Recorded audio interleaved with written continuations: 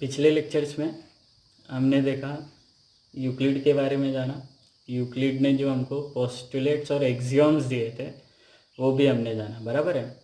अब पोस्टुलेट्स और एक्सियोम्स के बेसिस पे हमको क्या करना है, हमको कुछ क्वेश्चंस दिए, एक्सरसाइज दिया है, उसको सॉल्व करना है, बराबर है। तो हमारी पहली एक्सरसाइज है 5.1। पहली एक्सरसाइज क्या है? 5.1। इसमें पहला क्वेश्चन है आपका, which of the following statements are true and which are false. तो कौन से स्टेटमेंट्स ऐसे जो ट्रू है और कौन से स्टेटमेंट्स ऐसे हैं जो फॉल्स हैं। Give reason for your answer. तो हमने ट्रू और फॉल्स क्यों बोला है इसका आपको रीजन लिखना है, बराबर है। तो जो पहला स्टेटमेंट है आपका, only one line can pass through a single point. तो इसका जो सॉल्यूशन है, देखिए यहाँ पे मेरे पास एक पॉइंट है। क्या ये पॉइंट से सिर्फ एक ही लाइन पास होएगी? नहीं, ये पॉइंट से मैं जितनी चाहूँ, जितना मेरे को काउंटिंग आता है उतना या उससे ज़्यादा मैं उतनी लाइंस पास कर सकता हूँ। तो ये जो स्टेटमेंट है कि ओनली वन लाइन कैन पास, तो ये क्या है? गलत है। तो ये क्या आएगा? फॉल्स। क्या आएगा? फॉल्स। तो आप क्या लिखोगे? इनफाइनाइट, है ना, infinite number of lines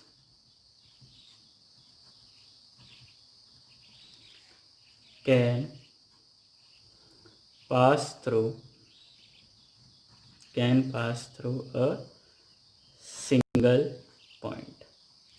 Infinite number of lines can pass through a single point, बराबर है ना। तो जो पहला स्टेटमेंट था वो क्या था? फॉल्स। अब सेकंड स्टेटमेंट देखते हैं क्या बोला। ध्यान से देखो, there are an infinite number of lines which pass through two distinct point. यहाँ पे ध्यान देना, ये दो पॉइंट है मेरे पास, ये एक लाइन पास हुई। अब इनफाइनाइट नंबर ऑफ लाइन्स में यहाँ से कैसे पास करो, जो कि सिर्फ ये दो पॉइंट को कंसिडर करते हैं। तो ये जो स्टेटमेंट है ये भी क्या है? फॉल्स। तो आप ये डायग्राम देख के आप बता सकते हैं यहाँ से कितनी नंबर ऑफ लाइन्स पास हो सकती हैं? सिर्फ एक। कितनी? सिर्फ एक। तो there can be only one line can pass through two distinct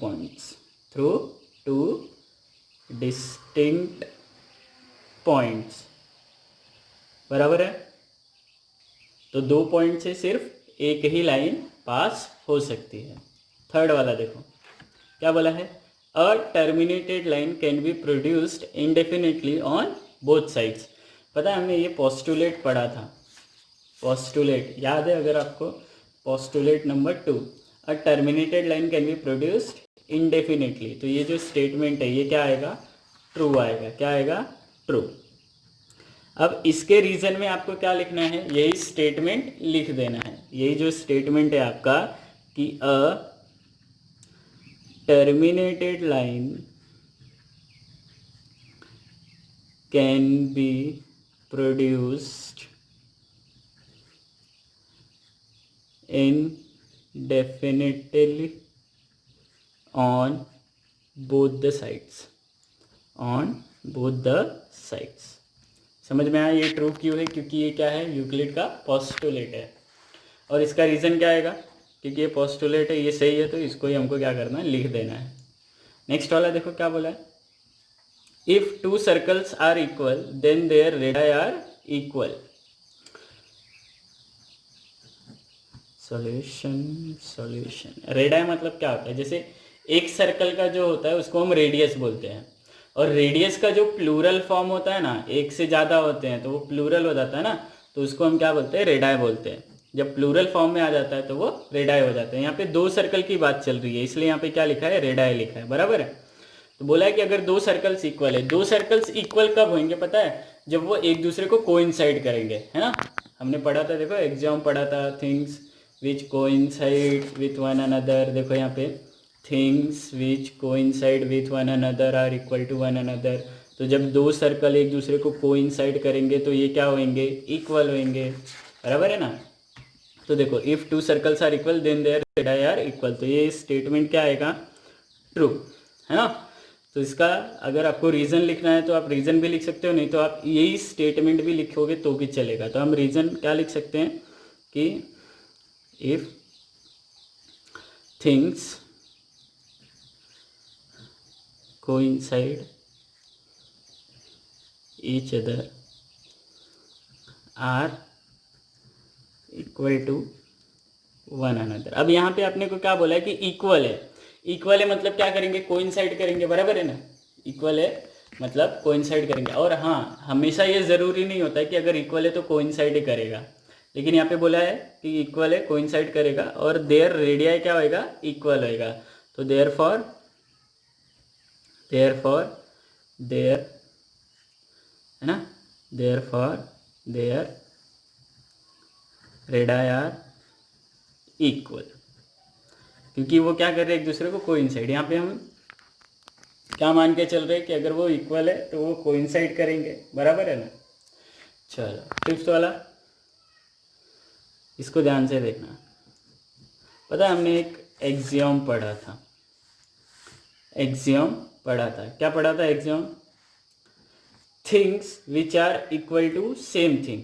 अगर दो चीज किसी एक चीज के इक्वल है तो they are equal to one another, तो वो आपस में भी क्या होंगे, इक्वल होंगे। तो देखो यहाँ पे इन द फॉलोइंग फिगर, ये जो डायग्राम दिख रहा है आपको, in the following figure if A B is equal to P Q and P Q is equal to क्या, एक्स वाई, और पी क्यू किसके इक्वल है, ए बी इक्वल है आपका पी क्यू के और पी क्यू इक्वल है आपका एक्स वाई के, तो then A B is equal to X Y. तो ये जो ए बी है ये किसके इक्वल होएगा, एक्स वाई के इक्वल होएगा। अब यहाँ पे ध्यान दो, थिंग्स, एक्सियम याद करो, things which are equal to same thing are equal to one another. अब यहाँ पे ध्यान देना, ए बी भी किसके इक्वल है, पी क्यू के, और एक्स वाई भी किसके इक्वल है, पी क्यू के। तो ये जो स्टेटमेंट है कि ए बी इक्वल होएगा किसके, एक्स वाई के, तो ए बी एक्स वाई के इक्वल होएगा ना, क्योंकि ये दोनों पी क्यू के इक्वल है। तो हम इसको क्या बोलेंगे, ये जो स्टेटमेंट है ट्रू है। क्यों ट्रू है, एक्सियम है ना हमारे पास, things which are equal to same thing, things which are equal to same thing are equal to one another, बराबर है ना। Things which are equal to same thing are equal to one another. तो therefore क्या होएगा आपका, X A B किसके equal होएगा, X Y के। तो इसको लिखने की ज़रूरत नहीं है क्योंकि ये ट्रू फॉल्स है, तो हमने रीज़न लिख दिया तो समझ में आया। चलो क्वेश्चन नंबर 2 क्या बोला है, give a definition for each of the following terms. ये जो हमको कुछ टर्म्स दिए यहाँ पे, इनके हमको क्या देने हैं, डेफिनेशंस देने हैं। तो give a definitions for each of the following terms, are there other terms that need to be defined first. जब भी हम डेफिनेशन लिखेंगे तो उसमें कुछ ऐसे टर्म्स हैं जिनको कि हमको डिफाइन करना पड़ेगा। अगर हमको डेफिनेशन समझना है तो क्या वो जो डेफिनेशन है उसमें कुछ ऐसे टर्म्स है जो कि हमको डिफाइन करना होता है। फिर व्हाट आर दे, तो वो कौन से टर्म्स है, how might you define them.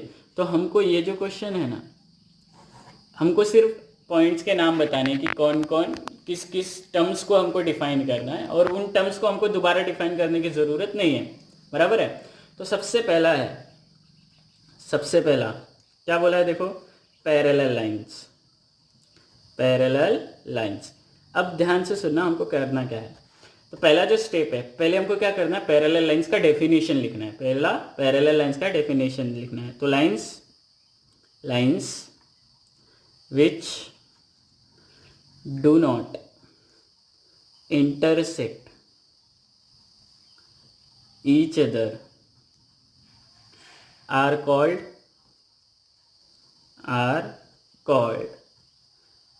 parallel lines। ये हमने क्या लिखा, डेफिनेशन है ना। पहला क्वेश्चन में क्या बोला है, ये जो क्वेश्चन है इसमें पहला पार्ट क्या बोलता है कि इनको डिफाइन करना है। फिर इसमें हमको बताना है कि इसमें कुछ और टर्म्स है जिनको हमको वापस से डिफाइन करना पड़ेगा। तो हम क्या लिखेंगे, terms to be defined, terms to be defined. ये डेफिनेशन समझने के लिए हमको कुछ ऐसे टर्म्स है जिनको हमको क्या करना पड़ेगा, डिफाइन। तो वो कौन से टर्म्स है? तो इसमें देखो पहला टर्म क्या है, लाइन। ये डेफिनेशन समझने के लिए हमको क्या समझना पड़ेगा कि लाइंस क्या होती हैं। उसके बाद इंटरसेक्ट बोला है, मतलब पॉइंट ऑफ इंटरसेक्शन डिफाइन करना पड़ेगा, पॉइंट ऑफ इंटरसेक्शन, है ना। और पैरेलल, पैरेलल भी बताना पड़ेगा ना, क्या होता है पैरेलल। ये जो टर्म है ये भी हम बोल सकते हैं। तो समझ में आया। तो हमको दो टर्म डिफाइन करने पड़ेंगे, पहला लाइन और दूसरा पॉइंट ऑफ इंटरसेक्शन क्या होता है। समझ में आया ये क्वेश्चन। अब हमको इनको डिफाइन करने की जरूरत नहीं है। सेकंड क्या बोला है, परपेंडिकुलर लाइंस, परपेंडिकुलर लाइंस।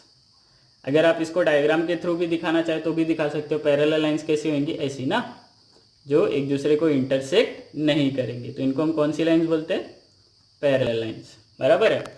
अब जो नेक्स्ट है, नेक्स्ट टर्म अपने को डिफाइन करना, वो कौन सा टर्म है, परपेंडिकुलर लाइंस। तो देखो इसका डेफिनेशन क्या होगा, lines which intersect each other at 90 degree are called perpendicular lines। तो वो लाइंस जो एक दूसरे को कहाँ पे इंटरसेक्ट करती है, 90 डिग्री पे, तो उनको हम कौन सी लाइंस बोलेंगे, परपेंडिकुलर लाइंस। अब इसमें भी कुछ टर्म्स है जिनको हमको क्या करना पड़ेगा, डिफाइन, ये डेफिनेशन समझने के लिए। तो terms to be defined, terms to be defined. तो सबसे पहले लाइन, है ना, लाइन। फिर पॉइंट ऑफ इंटरसेक्शन, इंटरसेक्ट बोला है ना, क्या आएगा, पॉइंट ऑफ इंटरसेक्शन। और आप लिख सकते हो क्या, इंटरसेक्शन पॉइंट। और एंगल डिफाइन करना पड़ेगा, है ना, एट 90 डिग्री बोला है, मतलब एंगल डिफाइन करना पड़ेगा। तो ये डेफिनेशन समझने के लिए हमको ये तीन टर्म को डिफाइन करना पड़ेगा। जो थर्ड पार्ट है आपका वो क्या है, थर्ड पार्ट, थर्ड टर्म क्या है, लाइन सेगमेंट, लाइन सेगमेंट। अब ध्यान से सुनना, लाइन सेगमेंट। ये तो अब देखो परपेंडिकुलर लाइन का अगर आपको डायग्राम बनाना है तो कुछ ऐसा दिखेगा, जो कि एक दूसरे को कहाँ पे इंटरसेक्ट करते हैं, 90 डिग्री पे। अब देखो लाइन सेगमेंट, तो ये मैंने लाइन सेगमेंट बनाया है यहाँ पे, ये मेरा लाइन सेगमेंट है ना, जिसमें मैं दो पॉइंट को क्या कर रहा हूँ, ज्वाइन कर रहा हूँ, किससे, स्ट्रेट लाइन से, है ना, किससे ज्वाइन कर रहा हूँ, स्ट्रेट लाइन से। तो इसका डेफिनेशन क्या बनेगा, a straight line, a straight line drawn from any one point to other point, any one point to other point is known as line segment, जिसको हम क्या बोलेंगे, लाइन सेगमेंट, बराबर है। अब ये जो डेफिनेशन है इसको समझने के लिए हमको कुछ टर्म्स को डिफाइन करना पड़ेगा। तो terms to be defined, terms to be defined, वो कौन कौन से टर्म्स हो सकते हैं, देखो पहला लाइन, स्ट्रेट लाइन बोल सकते हैं हम लोग, स्ट्रेट लाइन, स्ट्रेट लाइन को डिफाइन करना पड़ेगा। फिर पॉइंट को डिफाइन करना पड़ेगा, किसको, पॉइंट को डिफाइन करना पड़ेगा, बराबर है ना, किसको डिफाइन करना, पॉइंट को डिफाइन करना पड़ेगा। ये समझ में आया। अब तीसरा हो गया फोर्थ वाला, फोर्थ वाला क्या बोला है, देखो रेडियस ऑफ अ सर्कल, है ना, रेडियस ऑफ अ सर्कल। अब radius of a circle, circle का रेडियस का डेफिनेशन हमको देना है। तो ध्यान से देखो, ये सर्कल है, ये सेंटर है, और ये जब सेंटर सर्कल को टच करता है तो उसको हम क्या बोलते हैं, रेडियस। तो ये डिस्टेंस है ना, तो distance of centre of a circle, distance of centre of a circle to its circumference is called as radius, है ना। कहाँ से? सेंटर से सरकमफरेंस तक का डिस्टेंस, मतलब यहाँ से यहाँ तक का डिस्टेंस, इसको हम क्या बोलेंगे? रेडियस। अब इसमें भी क्या है? Terms to be defined. अब इसमें भी कुछ टर्म्स है जिनको हमको क्या करना पड़ेगा? डिफाइन करना पड़ेगा। तो ऐसे कौन कौन से टर्म्स है हमारे पास? ऐसे कौन कौन से टर्म्स है? तो सबसे पहले हमको क्या बताना पड़ेगा? डिस्टेंस क्या होता है, डिस्टेंस क्या होता है। फिर सेंटर, है ना, सेंटर ऑफ अ सर्कल। उसके बाद हमको सर्कल भी डिफाइन करना पड़ेगा, है ना। उसके बाद सरकमफरेंस भी डिफाइन करना पड़ेगा। सरकमफरेंस क्या होता है? बराबर है, ठीक है। अब लास्ट वाला है आपके पास स्क्वायर। फिफ्थ वाला क्या है? स्क्वायर। फिफ्थ वाला पार्ट है आपका स्क्वायर। कोई बताएगा स्क्वायर क्या होता है? बोलो। देखो, अ quadrilateral having all sides equal and all angles right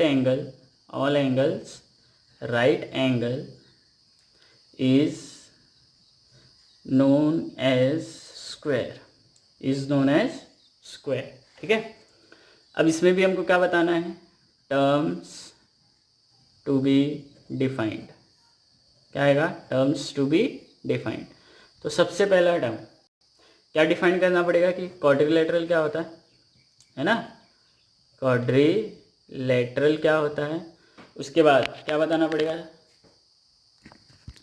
sides क्या होती हैं, है ना, साइड्स क्या होती हैं। फिर एंगल्स क्या होते हैं, ये सब हमको डिफाइन करना पड़ेगा।